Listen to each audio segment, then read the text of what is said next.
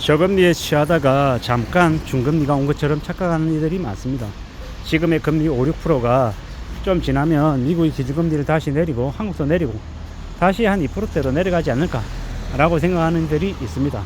그리고 언론들도 그들에게 그렇게 뉘앙스 풍깁니다. 조금만 참아, 한 6개월 지나면 미국 기준금리 내리면 한국도 내리고 다시 저금리 상태로 내려갈 거니까 괜찮다. 지금 너희들이 한 선택은 잘못된 거 아니다. 너희들이 한 선택이 올바른 선택이니까 조금만 기다려라. 괜찮다 라고 희망회로를 계속 돌리게 만듭니다. 근데 결론부터 말씀드리면 그들의 생각은 틀렸습니다. 이제 중금리가 대세인 거지 저금리는 없습니다. 최소 5년가량은 저금리는 없다라고 보는 게 맞겠습니다.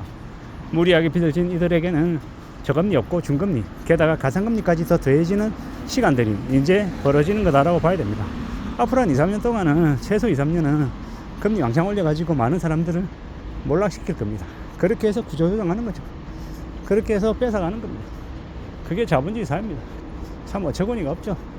설마 그럴 리 없다라고 하지만 실제로 그럴 리가 있습니다. 앞으로 우리는요 더욱더 놀라운 일들을 많이 목격하게 될 거다라는 겁니다. 참 충격적인 일들이 이제 벌어지는 거죠. 놀랍고 엄청난 일들이 계속되면 사람들은 어떻게 생각하겠습니까? 이제 더 이상 집을 사면 안 되겠구나 라고 생각하는 거죠. 이제 금리가 8% 10% 되면 누가 집을 삽니까? 집 못 삽니다. 살 엄두도 못 내고 아무 생각 못 하고 그저 그냥 생활에만 집중하게 되는 거죠. 더더군다나 지금은 물가가 너무 세서 계속 물가가 올라가고 있는 상황이라 지금 함부로 부동산에 관심을 가질 수가 없죠. 부동산이 문제가 아니라 먹고 사는 게 문제입니다. 당장 가만히 있어도 몇십만 원이 더 들죠. 왜요? 물가가 올랐으니까요. 아이스크림 가격도 400원에서 500원, 550원 800원짜리, 600원짜리 아이스크림 800원 되고 1000원짜리 1200원 되고 뭐 이래저래 눈에 보일 정도로 가격이 올라가는데 씀씀이가 줄이려고 했어도 감당이 안 될 정도니까 미치는 거죠. 이게 지금의 상황입니다. 이게 지금의 모습인데 괜찮게 지낼 수 있다고요? 돈 많이 써도 문제 없다라고 생각하는 사람이 몇이나 되겠습니까? 지금은 허덕이며 사는 게 정상입니다. 답이 없고 빡빡하고 어렵죠. 이 어떻게 살아야 되나, 이 상황을 어떻게 견뎌야 되나 라고 고민하는 겁니다. 참 무서운 시대죠. 앞으로 더 암담하고 더 깝깝하고 더 답이 없는 겁니다. 이렇게 살아가고 있는데 괜찮은 것처럼 얘기하면 안 되는 거죠.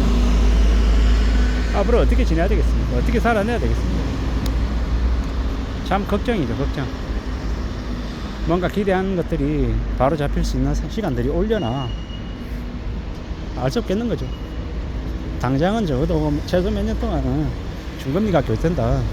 저금리를 다시 바라는 이들에게는 되게 부정적일 거다라고 말씀드리는 겁니다.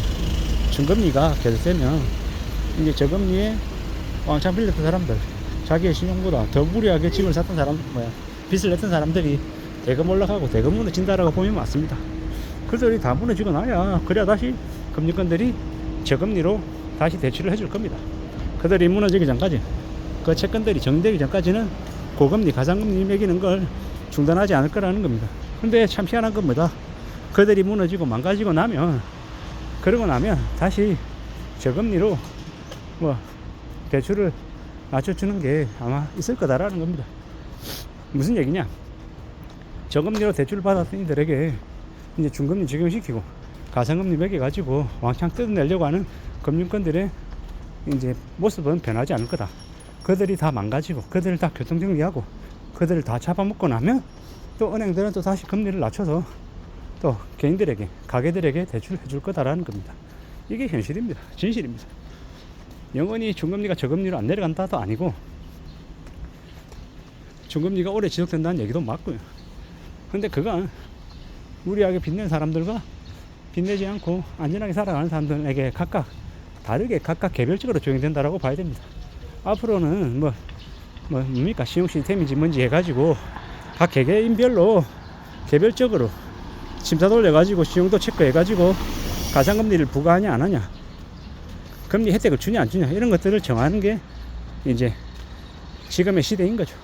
그게 이제 시간이 지나면 지날수록 더 고도화되고 더 이제 세밀해진다라는 거고, 각각 개개인들에게 별도로 적용되기 때문에 옆에 있는 친구와 내가 상황이 같지 않다라는 겁니다.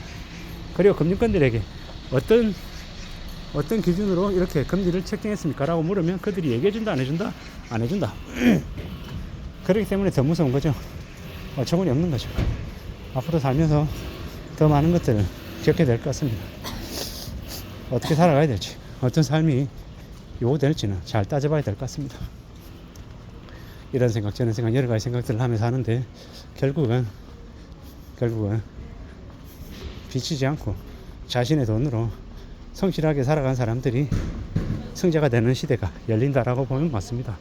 이때까지 남의 돈 싸게 빌려가지고 레버리지 이용해가지고 집 사고 시액 차익 보고 팔고 이렇게 영리하게 산 사람들이 승자가 되는 것처럼 보였습니다. 하지만 현실은 그렇지 않습니다.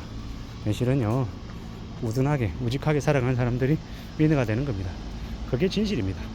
그러니 정말로 잘 생각하고 살아가는 게 좋겠습니다. 세상은 아둔하게 멍청하게 꾸역꾸역 살아가는, 우직하게 살아가는 사람이 최후의 승자가 된다라는 겁니다. 그렇게 생각하고 삶을 꾸준히 지속해 나가는 게 제일 좋겠습니다. 그렇게 살아가자라고 말씀드리고 싶은 겁니다. 살아가는 인생이, 삶이 시시때때로 힘들 수도 있고 어려울 수도 있습니다. 나에게만 이런 일이 벌어진다는 생각에 좀 답답할 때도 많습니다. 하지만 그럼에도 불구하고 꾸준히 살아가자라고, 괜찮다라고 이야기하고 싶은 겁니다. 그렇게 생각하면서 지내는 게 제일 좋지 않겠냐라는 겁니다. 살아가는 삶은 누구에게나 힘겨운 법입니다. 쉽고 만만한 거 없다라는 겁니다. 그렇기 때문에 더욱더 비치지 말자. 비치면 빚으로 인한 그 부담이 상상을 초월할 거다라는 겁니다. 정의 바짝 차리고 조심하며 살아가고 자기의 분수에 맞게 살아가는 것, 그게 제일 좋을 것 같습니다. 그렇게 살아야 삶이 안전해질 것 같다라는 겁니다. 그런 마음으로, 그런 생각으로 지금을 살면 좋을 것 같습니다. 누가 뭐라 해도 이 험난한 세상을 살아가는 데 있어서 어려움이 많기도 하고 답답함도 많을 겁니다. 그럴 때일수록 마음 굳게 먹고 내 자신에게 어깨 도닥도닥 해주자고요. 고생 많이 하고 있어. 너 힘들게 지내는 거 알고 있어. 그러지만 네가 그렇게 힘들고 어렵게 지내기 때문에 우리 가족들이 정말로 감사하게 살고 있는 거다. 그러니 괜찮다, 고맙다, 감사하다, 이런 얘기를 하며 지내면 괜찮을 것 같습니다. 그러면 견딜 수 있는 힘이 생길 것 같습니다. 그렇지 않습니까? 사는 게 다 힘들고 어려운데 그래도 잘 살 수 있는 계기가, 길이 마련해도 되는 것 같습니다. 그렇게 생각하면 지금을 지내면 제일 좋을 것 같습니다. 안전하게, 성실하게, 착실하게 잘 살아가는 이들이 생각보다 많습니다.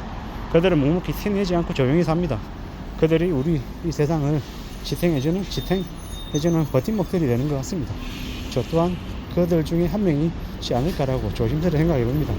그렇게 되기 위해서 성실하게, 착실하게 삶을 더 살아가야 될 것 같습니다. 그렇게 지내면 되지 않겠냐라는 겁니다. 이상입니다.